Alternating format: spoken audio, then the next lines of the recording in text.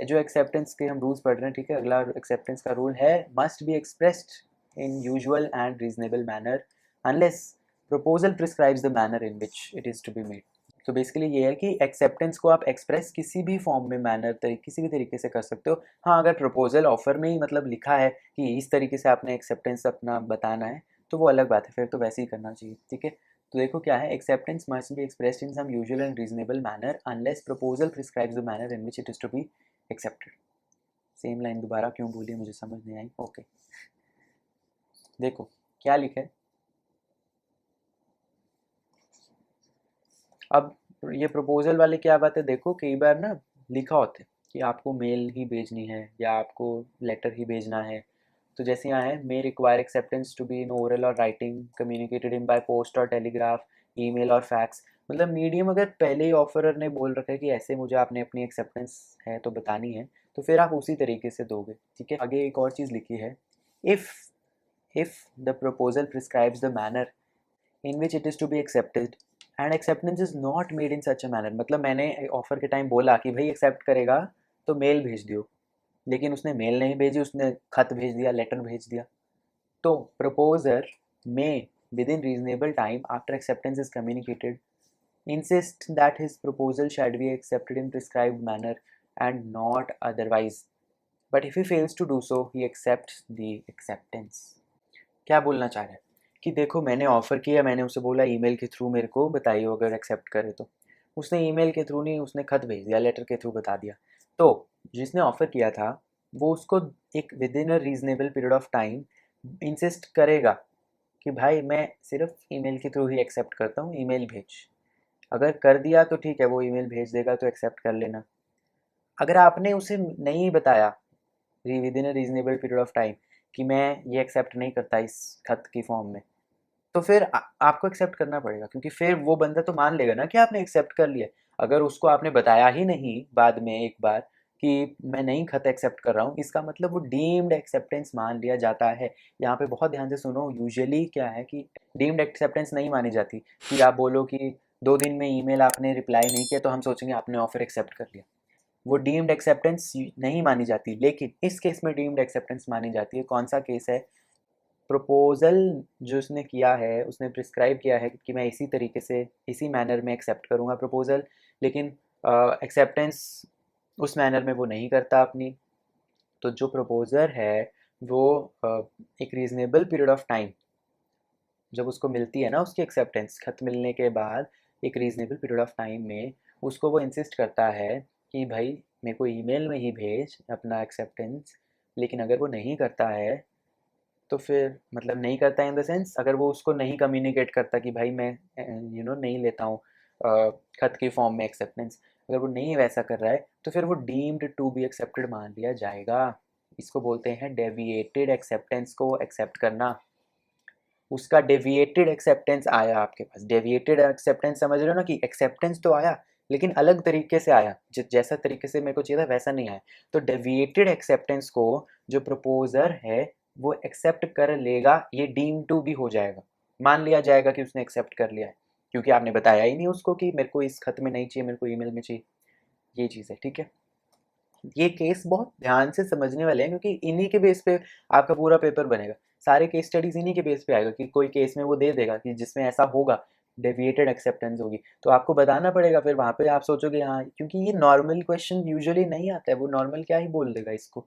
देखो आगे क्या है, एक और चीज़ जैसे मैंने पिछले में बताई, offerer can not prescribe silence as the mode of acceptance. मैंने पहले भी बताया, आप ये नहीं बोल सकते कि भाई 2 दिन में ईमेल भेज, नहीं तो मैं सोचूंगा तूने ऑफर एक्सेप्ट कर ली, ऐसा नहीं होगा, ठीक है। He can not say that in case offer remain silent without communicating acceptance within the time stipulated his silence will amount to acceptance.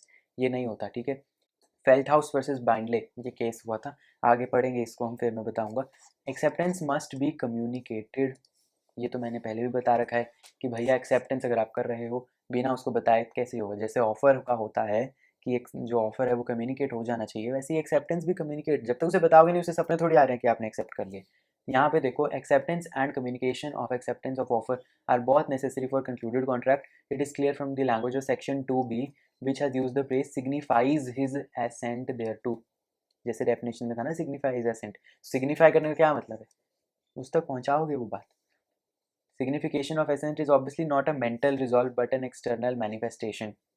ये लाइन इंपॉर्टेंट है भैया, अंडरलाइन कर लो, क्योंकि ये लाइन थोड़ी टेढ़ी है। इस लाइन को समझ के कोई समझता नहीं है कि क्या बोलना चाह रहा है, तो कई बार ये लाइन को एक्सप्लेन करने को दे देते हैं, फिर आपको समझ नहीं आएगा, फिर आप छोड़ाओगे क्वेश्चन में पेपर, जबकि बहुत पेपर में क्वेश्चन जबकि बहुत सिंपल चीज़ है ये। देखो एक और लाइन आगे क्या लिखा है बोल्ड में, mere intent to accept an offer और even a mental resolve to accept an offer does not give rise to contract, there must be intent to accept and some external manifestation of that intent by speech, writing or other act, and that acceptance must be communicated to the offerer। भैया words के through, लिखत या बोल के या अपने act में, मतलब वही एक्सप्रेस या इम्प्लाइड फॉर्म में किसी तरीके से बताओ तो सही कि हाँ मैंने एक्सेप्ट कर लिया है ऑफर। जब तक नहीं बताओगे तब तक वो नहीं माना जाएगा एक्सेप्टेंस। ठीक है, सिर्फ यहाँ पे दो वर्ड्स आते हैं, बहुत ध्यान से समझना, कई बार पेपर में यूज़ करता है वो। एक है क्या ही, सिस्टम हिल गया भैया, सिस्टम हिल गया फिर से, रुको। मेंटल रिजॉल्व, मेंटल रिजॉल्व मतलब दिमाग में ही सोच लिया कि हाँ मैंने तो कर लिया एक्सेप्ट। बताओ उसको, बताने का मतलब एक्सटर्नल मैनिफेस्टेशन, ये इसकी लैंग्वेज है, इस टर्मिनोलॉजी है, कई बार पेपर में बोलता है। Mental resolve is not sufficient, you have to make sure कि कोई एक्सटर्नल मैनिफेस्टेशन के थ्रू आप अपने वर्ड्स के थ्रू, थ्रू स्पीच, राइटिंग या कोई एक्शन के थ्रू, इम्प्लाइड फॉर्म में उस तक कम्युनिकेट कर रहे हो कि हाँ मैंने तुम्हें तेरा ऑफर एक्सेप्ट कर लिया है। ठीक है, आगे बढ़ते हैं, क्या लिखा है। एक और चीज़, should be communicated only by the person who has the authority to accept. Offeror ने जिसको वो अथॉरिटी दी कि तू मुझे एक्सेप्ट करके बता, वही बंदा कम्युनिकेट करना चाहिए उस तक, और कोई नहीं। ठीक है, यहाँ पे एक केस है, इसको भी समझेंगे। देखो क्या केस है, ब्रॉकडेन वर्सेस मेट्रोपॉलिटन रेलवे कंपनी का केस है। क्या हुआ था यहाँ पे, ए ने बी को ऑफर किया कि मैं तुझे कुछ गुड्स का सप्लाई करूँगा एक पर्टिकुलर प्राइस पे। बी ने एक खत लिखा कि हाँ मैं तेरा ऑफर एक्सेप्ट कर रहा हूँ। वो ऑफर का जो उसने एक्सेप्टेंस का लेटर खत है, वो ड्रॉअर में ही पड़ा रह गया, उसके बारे में फिर वो भूल गया। और उसके बाद कि अपनी दराज में भैया आपने अपना लेटर खत जो लिखा है एक्सेप्टेंस का, वो वहाँ पड़े पड़े वो एक्सेप्टेंस नहीं मान बनेगा, आपको वहाँ उस तक पहुँचाना चाहिए थी वो बात, जो आपने नहीं पहुँचाई है। यानी कि यहाँ पे क्या नहीं था, एक्सटर्नल मैनिफेस्टेशन। थोड़ा सुंदर इसको रन करूँ, क्या नहीं था, एक्सटर्नल मैनिफेस्टेशन नहीं था, जो कि होना चाहिए था, इसलिए ये कॉन्ट्रैक्ट नहीं बन पाया। एक और केस है जो मैंने पीछे अभी बताया था, फेल्टहाउस वर्सेस बाइंडले का केस, याद है ना, कहीं भूल गए, अभी अभी तो बताया है। ये देखो फेल्टहाउस वर्सेस बाइंडले, ये वाला केस, ये बता रहा हूँ मैं। क्या था ये, भैया साइलेंस को आप नहीं मान सकते कि साइलेंस या चुप्पी को आप एक्सेप्टेंस नहीं बना सकते हो। केस समझते हैं, देखो क्या लिखा है। ए ऑफर्ड बाय अ लेटर, ए ने देखो क्या किया, एक खत भेजा ऑफर करने के लिए कि भैया मैं अपने नेफ्यू का जो घोड़ा है वो खरीद रहा हूँ, और उसने बोला कि तुम मुझे कुछ उसके बारे में नहीं बताओगे तो मैं समझूंगा कि हाँ तुमने मुझे दे दिया है वो, अब मेरा हो गया घोड़ा। उसने नेफ्यू ने रिप्लाई नहीं किया, लेकिन बी, जो कि बी जो है एक ऑक्शनियर था, उसको बोला कि भैया इस घोड़े को जो है सेल के लिए मत लगाना, क्योंकि वो रिजर्व कर लिया, मेरे अंकल ने मांगा है उनके लिए, इसको सेल मत करना। अब यहाँ पे गलती से ऑक्शनर ने वो घोड़ा बेच दिया, तो जो अंकल था हमारा, उसने केस कर दिया, तो जो अंकल है वो केस हार गया।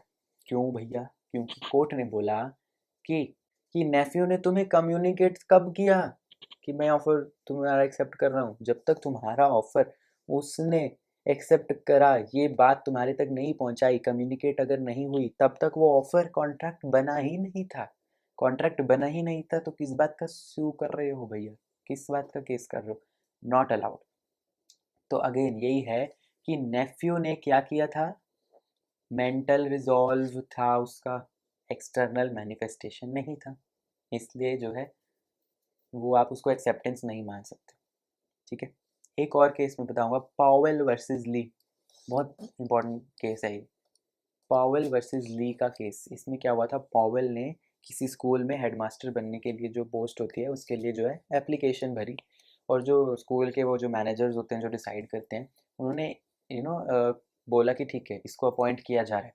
अब ऑफिशियली उस तक वो बात नहीं पहुंचाई किसी ने, मतलब बेसिकली ऑफिशियली उस तक वो खबर नहीं कम्युनिकेट की गई, लेकिन एक मैनेजर, जो मैनेजर डिसाइड कर रहे थे ना मीटिंग में जो थे, उनमें से एक मैनेजर ने खुद अलग से जाके पॉवेल को बता दिया कि भैया तू तो अपॉइंटेड है। बाद में किसी और कैंडिडेट को उसकी जगह हेडमास्टर की पोस्ट पे रख दिया गया। तो जो पावेल था हमारा, जो पहले जिसने किया था, वो जो उस मीटिंग का मैनेजर के जो चेयरमैन था, उसको उसने केस कर दिया उस पर कि भैया मुझे तो तुमने किया था अपॉइंट, कॉन्ट्रैक्ट बन चुका था, फिर तुम कैसे पीछे हट रहे हो। तो कोर्ट ने क्या बोला कि भैया पावेल जी, तुम्हारे को किसने बोला कि तुम्हें अपॉइंट किया, तुम्हारे को कोई कम्युनिकेशन आया? वो तो पर्सनल लेवल पे आ गया ना।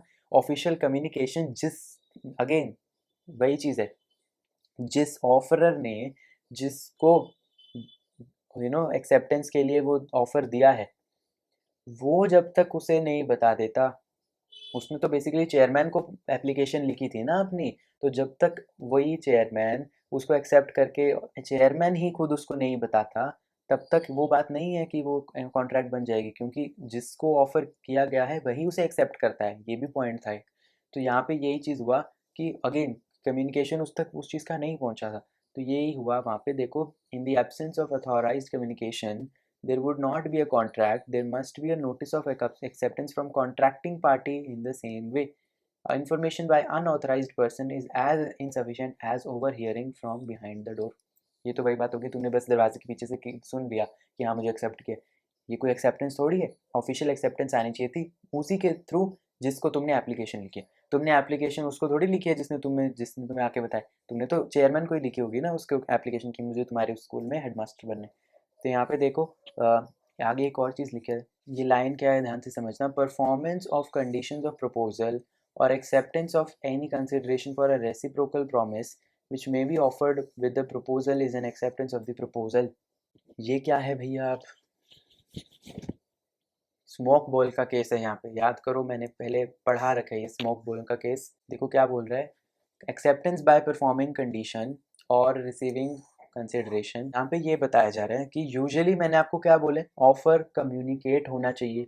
स्मोक बॉल के केस में क्या, जिसको इन्फ्लुएंजा हुआ उसने कम्युनिकेट किया था कंपनी को कि पहले कि मैं तुम्हारा ऑफर एक्सेप्ट कर रही हूँ?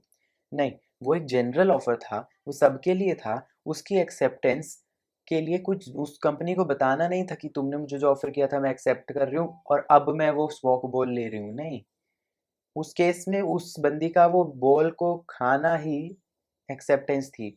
तो कई बार एक्सेप्टेंस बिना वर्ड्स के थ्रू जो है कोई कंडीशन फुलफिल करके भी प्रूव की जाती है कि मैंने एक्सेप्ट कर लिया था तुम्हारा ऑफर, और वो वैलिड होता है। यानी कि कई बार acceptance is done by performing a condition. ठीक है, अगला वो पढ़ो क्या है पॉइंट, एक्सेप्टेंस का वैलिड होने के लिए क्या पॉइंट है, देखो। हो, थक गए भैया, सुबह से 6 घंटे से हम लेक्चर बना रहे हैं। चलिए कोई बात नहीं। Acceptance must be given with in a reasonable time. क्या यार, लाइन टेढ़ी बन जाती है हमसे। ये क्या खुल रहा है, फोर्स क्विट, चुप। एक्सेप्टेंस, अरे यार, acceptance must be given with in a reasonable time and, मैंने ठीक करा, and before the offer lapses और रिवोक्ड। भैया ऐसा नहीं है कि आप कभी भी दे सकते हो एक्सेप्टेंस, रीजनेबल टाइम होना चाहिए, उसी के बीच में आप एक्सेप्टेंस दोगे। और हाँ, जब तक वो रिवोक नहीं है तब तक आप एक्सेप्टेंस दे सकते हो। तो देखो, अगर प्रपोजर ने, यानी जो ऑफर कर रहा है, उसने पहले ही कोई फिक्स कर रखा है टाइम, इतनी डेट तक आपको बताना ही बताना है एक्सेप्टेंस, तो अगर फिक्स कर रखा है टाइम, तो उसको उसी टाइम का मान्य रखो भैया, और उसी टाइम तक बता दो एक्सेप्टेंस अपनी। अगर कोई टाइम लिमिट प्रिस्क्राइब नहीं की गई है ऑफरर ने, तो रीजनेबल टाइम तक ही आप उसको एक्सेप्ट कर सकते हो, यानी बेसिकली जब तक वो ऑफर रिवोक नहीं कर लेता। और ऐसा नहीं कि सालों बाद आप आ रहे हो, ऑब्वियसली वो मतलब कॉमन सेंस की कुछ बात होती है। तो यहाँ पे केस आता है, Ramsgate Victoria hotel company limited versus Montefiore. क्या केस था, ए ने ना कंपनी के शेयर्स के लिए अप्लाई किया था 8 जून को, ठीक है, कंपनी ने उसको नहीं लिखा कि हम तुम्हें अलॉट कर रहे हैं शेयर्स। 23 नवंबर हो गई, कंपनी ने बताया ही नहीं कि हम तुम्हें शेयर्स अलॉट कर रहे हैं। 23 नवंबर को उसे इन्फॉर्म किया कि हाँ अब हम तुम्हें शेयर्स जो हैं वो अलॉट कर रहे हैं। उसने बोला भैया अब मुझे चाहिए ही नहीं तुम्हारे शेयर। तो वो लड़ाई होगी, भैया ऐसे कैसे, तुमने ही तो अप्लाई किया था, एप्लीकेशन दी थी। तो बेसिकली कोर्ट ने ये बोला बंदा सही कह रहे हैं, वो बाउंड नहीं है कि वो तुम्हारे शेयर्स एक्सेप्ट करे। उसने ऑफ़र किया कि भैया मुझे शेयर्स दे दो, तुम्हें रीज़नेबल टाइम में दे बताना चाहिए था ना कि कर रहे हैं या नहीं तुम्हारा एक्सेप्ट। तुम्हें बहुत दिन लगा दिए, 8 जून से 28 नवंबर। तो यहाँ पे ये हुआ था, he was not bound to accept the shares, क्योंकि ऑफर लैप्स हो चुका है owing to the delay in notifying the acceptance. Company ने डिले कर दिया, एक्सेप्टेंस पहले बताना चाहिए था। इसके बाद आता है acceptance must succeed the offer. Acceptance must succeed the offer. Succeed मतलब समझते हो ना, सक्सेसर वाला, कि ऑफर के बाद ही एक्सेप्टेंस होनी चाहिए। ये नहीं कि पहले एक्सेप्टेंस हो रही है फिर ऑफर आए, ठीक है। या अगेन कई बार एक्सेप्ट करने की मतलब बताने की ज़रूरत नहीं होती, कई बार कंडीशन फुलफिल करके, जैसे वो स्मोक बॉल का केस में मान लो कि वो स्मोक बॉल कंज्यूम कर लेती है और उसे इन्फ्लुएंजा होता है, उसे बाद में पता लगता कि कंपनी ने कोई दावा कर रखा था।